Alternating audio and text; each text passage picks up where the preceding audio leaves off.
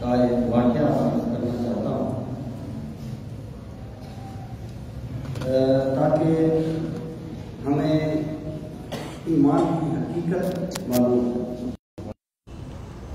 ایمان جو ہے نا، ایمان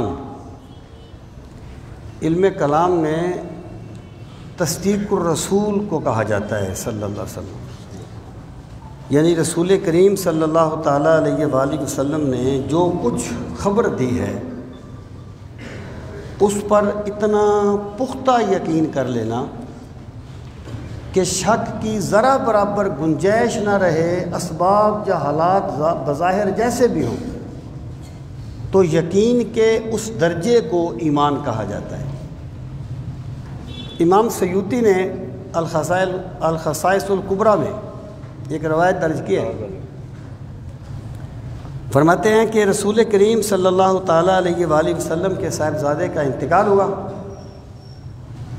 تو آپ کی زوجہ محترمہ نے عرض کیا، یا رسول اللہ صلی اللہ علیہ وسلم، میرا جی چاہتا ہے کہ ہمارا بیٹا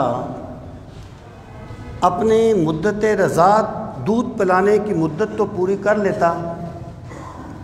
تو آپ نے فرمایا کہ خدیجہ، اللہ تعالیٰ نے ہمارے بیٹے کے لیے جنت میں ایک دایا کا اہتمام کیا ہے جو ہمارے بیٹے کو دودھ پلاتی ہے۔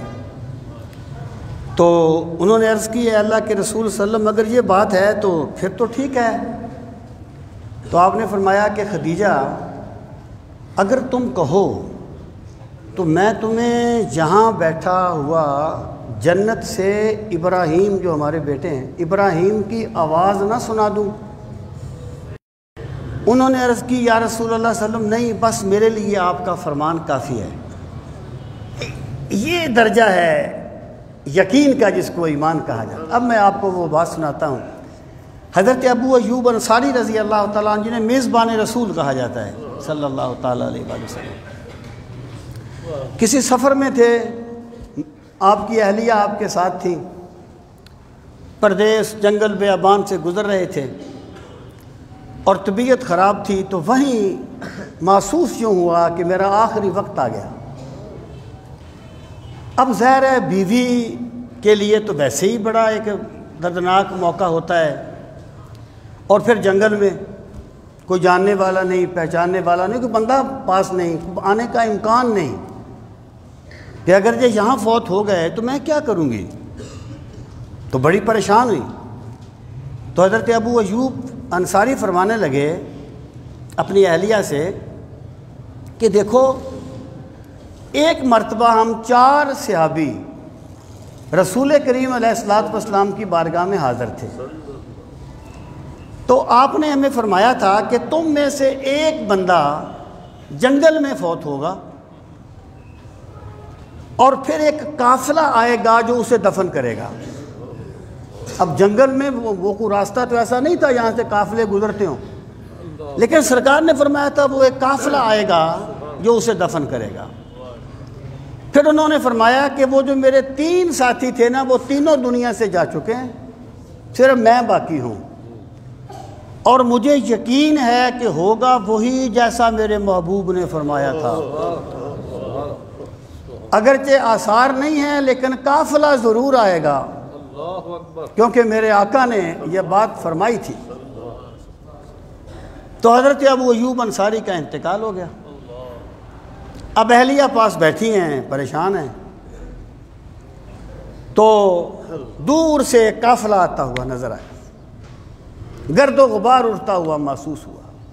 وہ قافلہ آ گیا، انہوں نے دیکھا کہ ایک صاحب فوت شدہ ہیں، ایک خاتون پاس بیٹھی ہے۔ انہوں نے پوچھا کہ یہ کون ہیں؟ انہوں نے کہا یہ میرے شوہر ہیں۔ انہوں نے پوچھا کون ہے؟ کہنے لگے یہ ابو ایوب انصاری ہے۔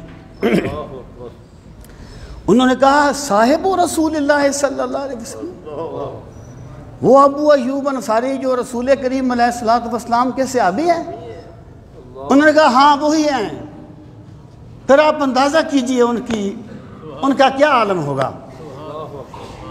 انہوں نے کتنے بوسے دیے ہوں گے حضرت ابو ایوب انصاری کے قدم ہائے مبارک کو، اور اپنی کتنی انہوں نے خوش قسمتی سمجھی ہوگی کہ اللہ نے ہمیں یہ سعادت بخشی. تو پھر انہوں نے ان کی وہ یعنی تدفین اور وہ وغیرہ جو معاملات تھے وہ کیے.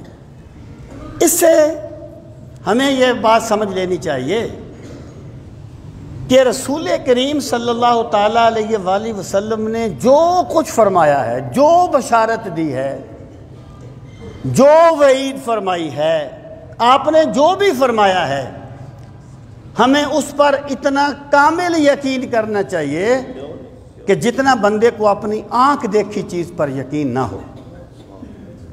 اب دیکھیے حالات کیا تھے. آپ نے فرمایا تھا ضرور آئے گا، قافلہ ضرور آئے گا. حضرت ابو ایوب انصاری کی اہلیہ کو یقین تھا کہ قافلہ آئے گا.